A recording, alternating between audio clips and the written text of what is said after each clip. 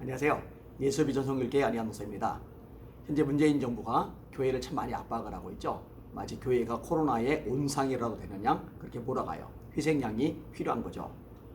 그러다 보니까 언론의 질타를 받고 또 백성들, 국민들의 여론 상황도 좋지만은 않아요. 사실 전철이 더 어마어마하지 않을까요? 하루에 860만 명이 타요?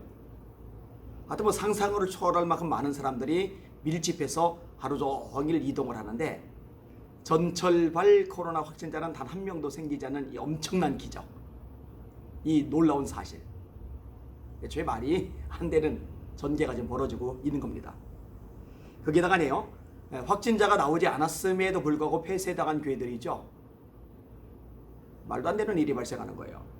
정부 방침을 잘 지키고 있는데도 공무원들이나 경찰들이 들이닥쳐서 예배를 방해하는 일들 많죠. 저도 겪었잖아요. 예배를 드리는데, 설교를 하고 있는데 공무원하고 경찰들이 막 들어오는 거예요. 우리 부목사님이 당황을 했어요. 아니, 예배를 드리고 있는 와중에 벌써 왜 소리를 내요? 그 사진을 찍겠다고 그러고 제가 막 소리를 질렀어요. 그래서 나갔는데 참 안타까운 일입니다. 지난 금요 예배 후에 아내하고 산책을 해요. 산책을 하면서 저희 교회가 이제 금천구 독산동에 있잖아요. 이 독산동에 먹자골목이 있어요. 이 먹자골목을 지나가는데요, 와, 그 늦은 시간 11시 반이 넘은 시간에 수백 명이 모여 있는 거예요. 이 식당 저 식당에 막을 한 거예요. 뭐 음식을 먹을 때는 그렇다 쳐요.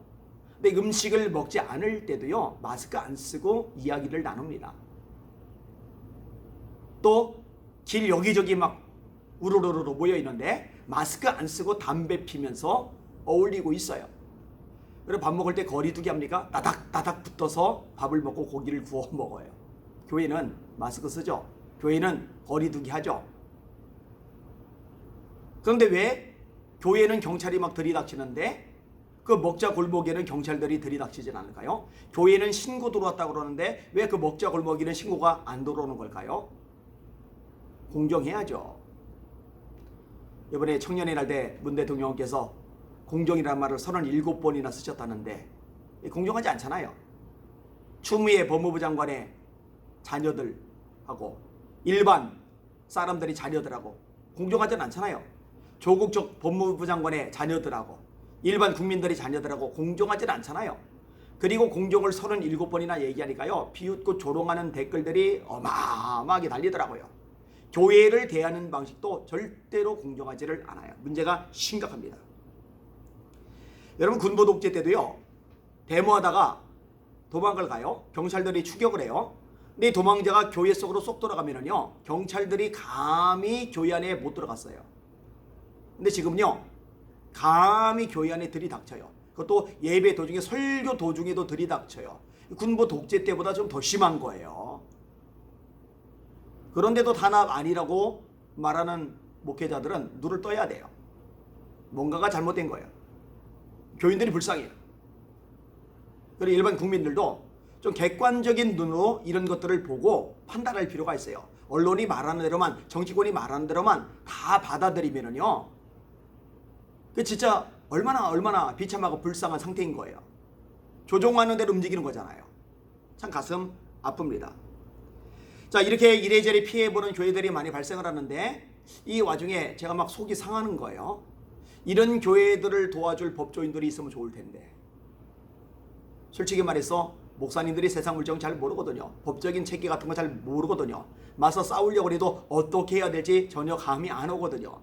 이럴 때 예수 믿는 기독 법조인들이 이런 교회들을, 목사님들 도와주면 얼마나 좋을까, 이런 생각이 참 많이 드는 거예요.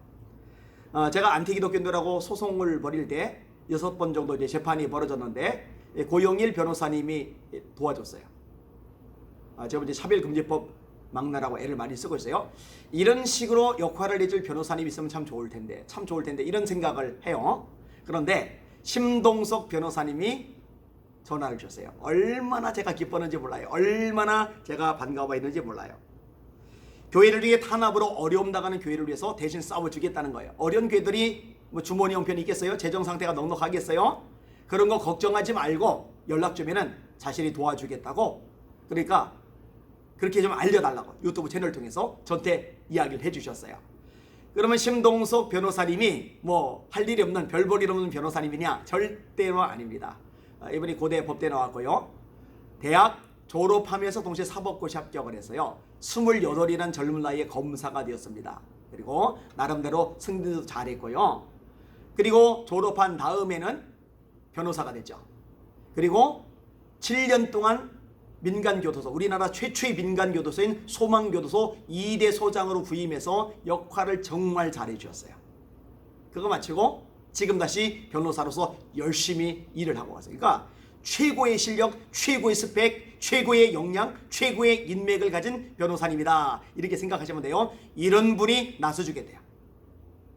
여러분들 중에 억울하다, 정말 분도 터진다, 그런데 어떻게 할지를 모르겠다는 분들은 이 심동석 변호사님께 연락을 드리세요. 제가 이 유튜브 영상 제목 옆부분에 이 변호사님 전화번호를 남겨드릴게요. 이렇게 전화번호를 남기면은 아마 업무가 많이 힘들 거예요. 마비되다시피 할 거예요. 그럼에도 불구하고 헌신하겠다고 하셨어요. 얼마나 귀해요. 여러분들은 기도를 좀 많이 해주시길 바랍니다. 좀 가후의 얘기는 한데요. 이분이 예수 믿게 된 배경을 조금 이야기해드리고 싶었어요. 제가 그냥 읽어드릴게요. 중학교 1학년 무렵이었다. 이제가 초등학교에 들어감직한 여자아이가 내게 다가와 예수 믿으라며 전도지를 건넸다. 나는 무심결에 예수쟁이구만 빈정대는 말투를 내뱉었다. 그러자 그 아이는 매우 단호하고 앙칼진 목소리로 반격했다. 예수장이라니요?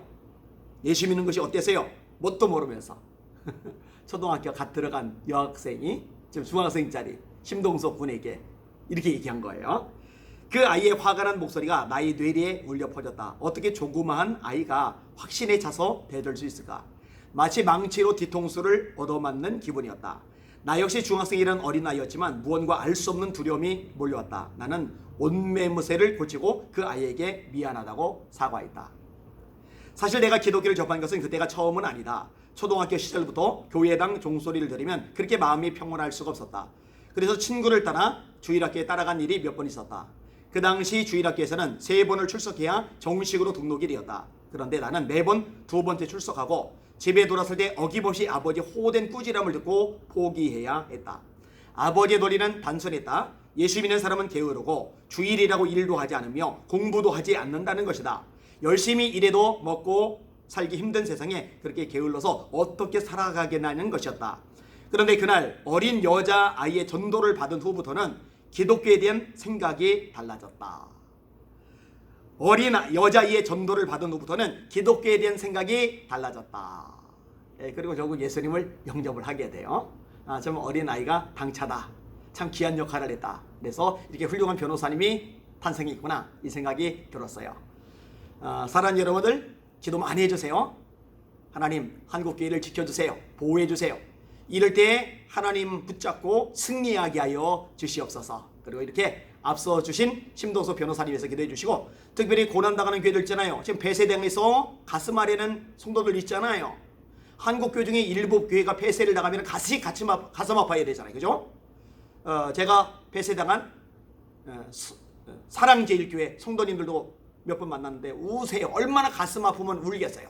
여러분, 기도 많이 해주세요. 사랑제일교회, 또 여러 가지로 핍박당하고 어려움당하는 교회들, 하나님 지치지 말게 하시고, 포기하지 말게 하시고, 주저앉지 말게 하시고, 낙심하지 말게 하시고, 합력하여 서로를 이루시는 하나님 바라보고 다 뚫고 나가 승리의 찬송 부르게 하여 주시옵소서. 이 방송을 듣는 여러분들의 기도가 강력한 힘이 되어서 그분들을 일으켜주게 될 것입니다. 우리 주님의 이름으로 승리합시다. 할렐루야.